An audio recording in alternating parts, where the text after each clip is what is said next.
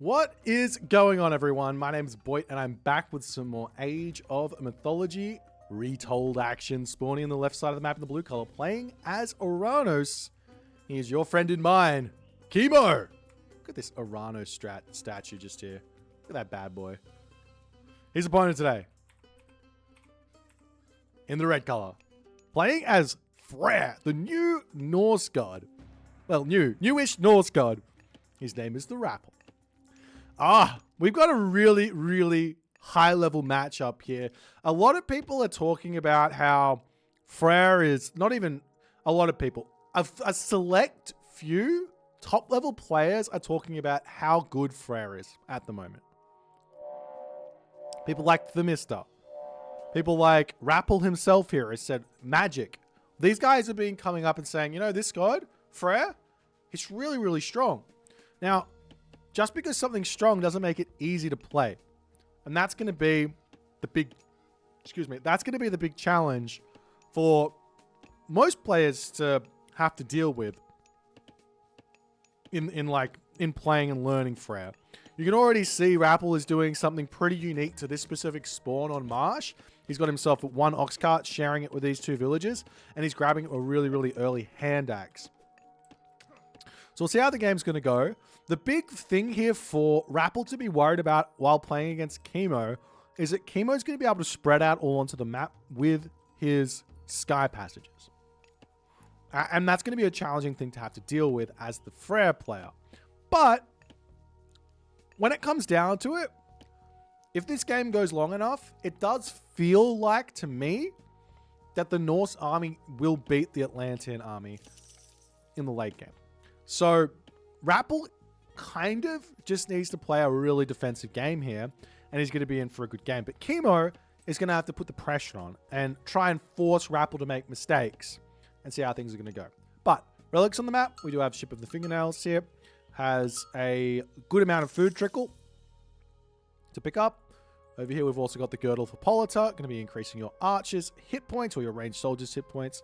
Over here, we've got the Dwarven Calipers, going to be reducing your siege weapons cost. On this position here, we've got the arrows of the Alpha. Melee attack damage plus 20%. Over here, we've got ourselves Grugnir Odin Spear, going to be increasing spear-wielding units. Counter cavalry units by 5%. As well as Chariots of Sibel, giving the pair of golden lions. So very good relics in this one. And we're also seeing Kimo decide to go through Prometheus here, rather than that very popular Oceanus. Now, this does make a lot of sense. When you need to be the aggressor, making a whole bunch of Prometheans could be very strong. Did he cancel hand axe? I don't think so. Oh, he's got hand axe, he's got pickaxe, and he's going through Ullr. Ullr is the new minor god, gives you access to that big fat hill fort as a god power. In the classical age, unlocking those Huskal. But if I'm completely honest, it does feel like, to me, most matchups, Freyr is going to be the better one. So why in this matchup does Rapl pick Ullr? I think the answer is because he's playing against Oranos.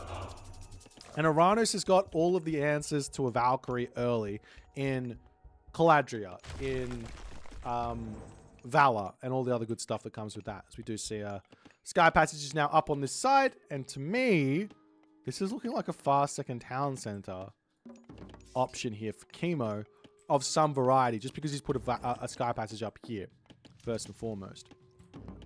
But we'll have to wait and see what he's going to go, because he does want to be a little bit careful when playing against that Valkyrie, but there's no Valkyrie coming out, and we do see a Longhouse coming up here. Now, if Rapl wants to be really tricky here, he can very simply just drop a Asgardian Bastion onto a Ford Town Center here, and try and, at some point, just like get that up sneakily. Just depends on how much of the map Kimo's going to know about. Is Kimo going to get a little bit of value bashing away at this Hursar, as it's going to be moving back to his main base. And we'll take a look in the main base here of the Rapl and see exactly what he's going to be going for. As Longhouse is coming through. Valor coming in as well. and the unit's all going to just retreat back in. So RAPL is just starting to make a couple of infantry-based units, and this kind of makes a lot of sense, but he also got to drop like Great Hall for some raiding cavalry here. And look at this build here from Kimo. It's really, really interesting. It's just gone one counter barracks, and that's it. So not overcommitting, not overcommitting onto any military units, not spending way too much wood on military buildings, so he can very easily drop a town center at any point here. As Kimo going to be moving forward, we do have those Hersa in hot pursuit trying to chase Kimo's Terma back. We do have one thing over here for RAPL. He's being a little bit greedy here, if I'm completely honest, with his army super out of position. He's grabbing this hunt over here, and at the moment, Kimo doesn't know about it, but Kimo should be putting pressure on over here if he did have an inkling that something was going on. But I guess the fact of the matter is there's 2 water buffalo here, so RAPL, I would assume to be on that hunt there if I was Kimo. So there's a little bit of mind games going on. As the town center going to be coming up here for Kimo, and he's going to be off to the races. As we do see an Asgardian hill fort going up. Now, if RAPL wasn't playing so much in the dark here, you can see a Berserk scouting around looking for something. He could have put this Asgardian Bastion up on this forward town center and then tried to grab it as well. But he's in the dark, so he doesn't know there's a town center coming up. So it's a little bit of a risk for him to go for that. Instead, just going to be claiming this gold mine and making sure that he's going to be very, very safe in this game. As we also see Val Galdir coming in. This isn't a technology I've seen grabbed in quite some time. This one just gives a whole bunch of damage over to your Draugr, and the question is, how strong is this technology actually? As an armory going to be coming up on this position as well for the RAPL. And Kimo at the moment has he gone double counter barracks. The only problem with this counter barracks action is you have no pushing power. So if you're ever playing against this and you're bashing your head against the brick wall, like, why can't I kill the Atlantean player? Take solace in the fact that they probably can't kill you either if you build walls and you play a nice defensive game. And you can just really get your boom on and take him into the late game where you should be able to find a decent game, decent fights and all the good stuff. As the raiding cavalry are going to swing in, they do find a nice raid. And RAPL now sees the town center. So he'll know that there is a town center here, and he's going to have to figure this one out. He probably had an inkling that something was coming on, but now he has 100% confirmed that. He does get a little bit of damage over here. Kimo just going to be garrisoning into that sky passage. The unit's going to be swinging up here to defend. And immediately a town center going to get dropped for RAPL. RAPL doesn't mind being a little bit behind, I must say, on town centers in this game. He's just playing as Norse. You can always kind of chase your opponent. As long as you're not too far behind them on the town center, it's always going to be kind of fine. This is kind of why we see in like Norse versus Egyptian matchups all the time.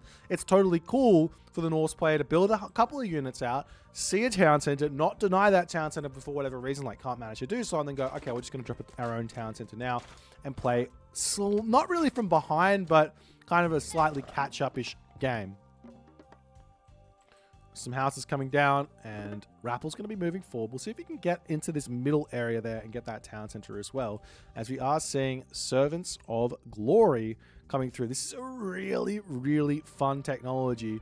Unfortunately for Ulla and for Norse in general, you can't get this technology and get Hall of Thanes.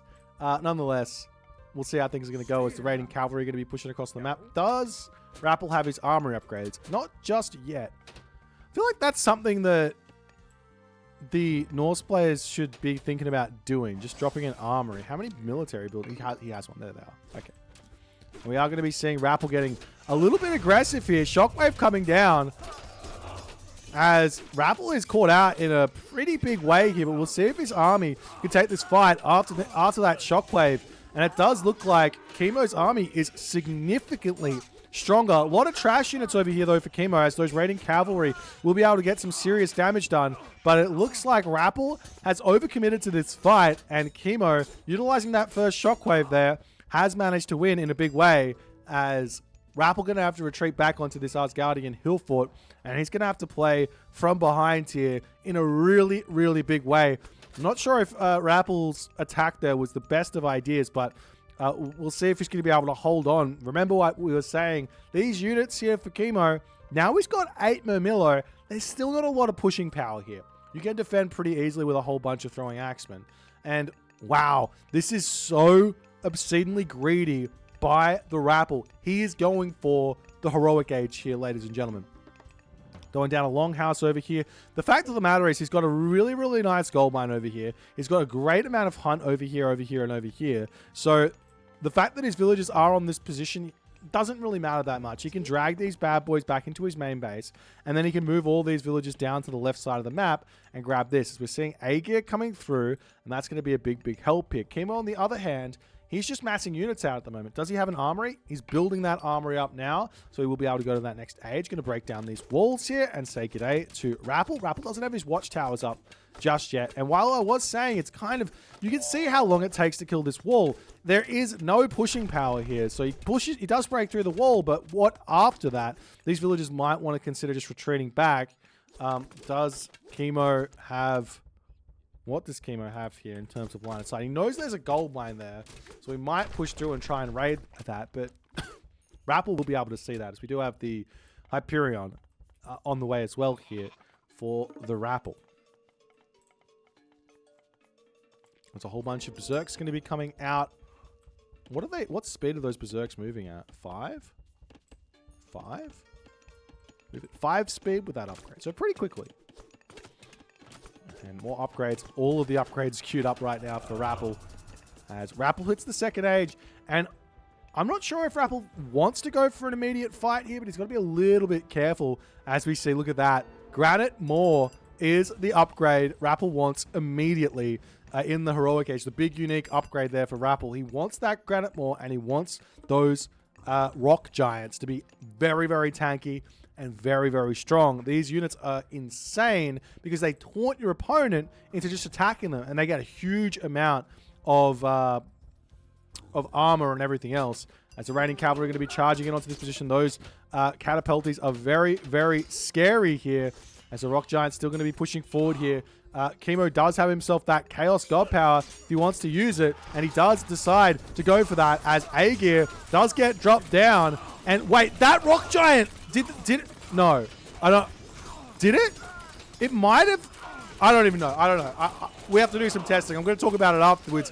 Kimo here, he is taking the fight during this Tempest. It does look like the units here for TheRapl will be winning this fight to some degree. He's still got a huge military advantage. And Kimo, he's got to be kicking himself for not disengaging in that one as he does pull back. I'm pretty sure, I could be wrong about this, but that taunt from the rock giant countered the chaos.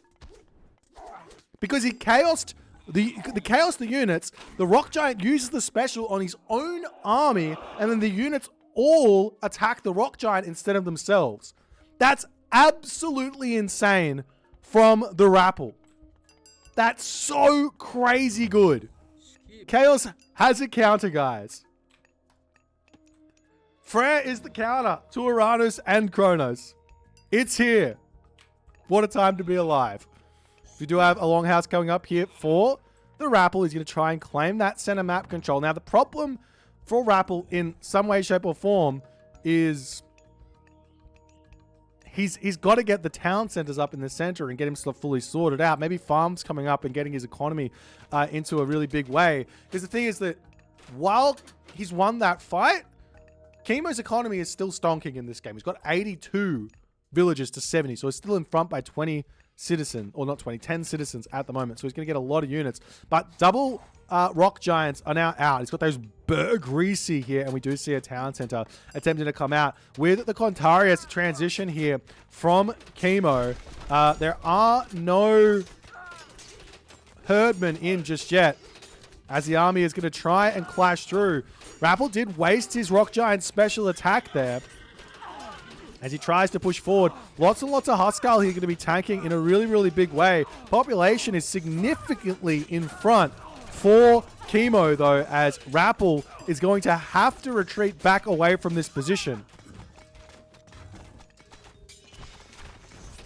That's the rock giant over here hitting that one, and we will be seeing Chaos is going to be coming back up very, very shortly.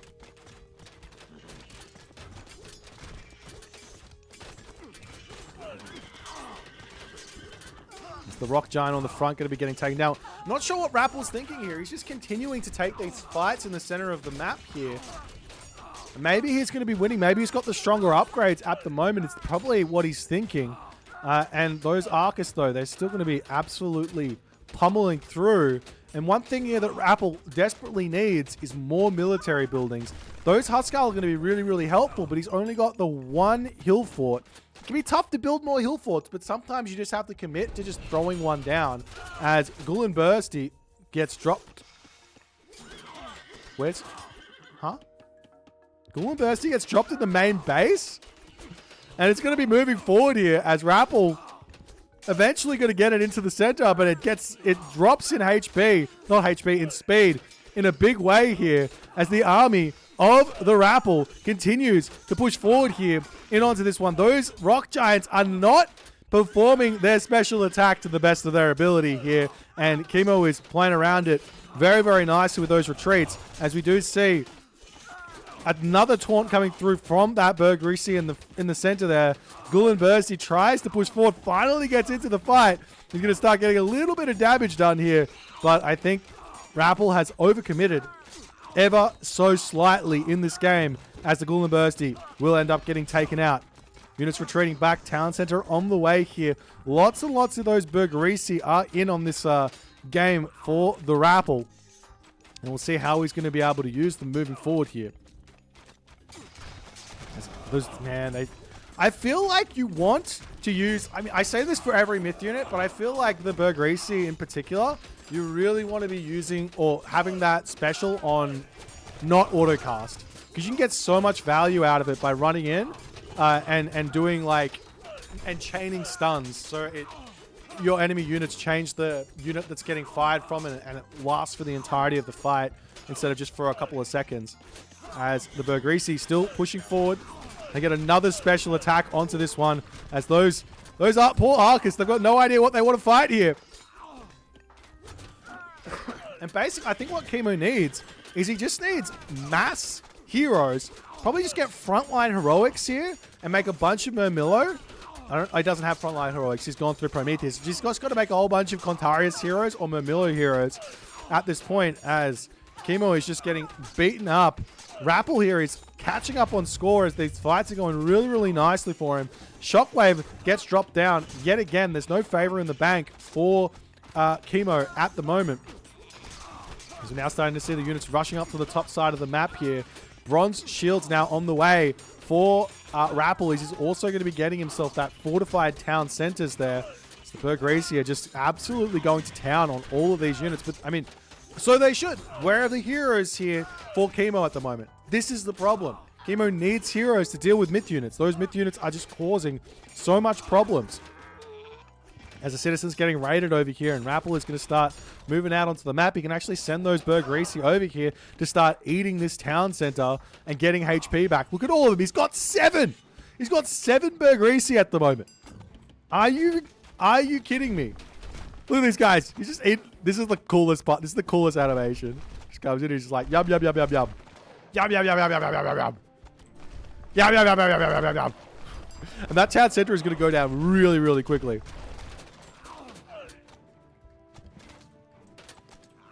Seeing RAPL grabbing Hunt on this position as well. No, not a care in the world here. As the villagers getting pushed back over on this position. Now, Kimo opting to move up onto these Bergrisi over here. And the Bergrisi can take out the Sky Passage relatively easily as the units here popping forward, taunting it up yet again on that front position there as the army swings around. And we started to take out those Arcus on the back here as the Bergrisi coming in onto the back position.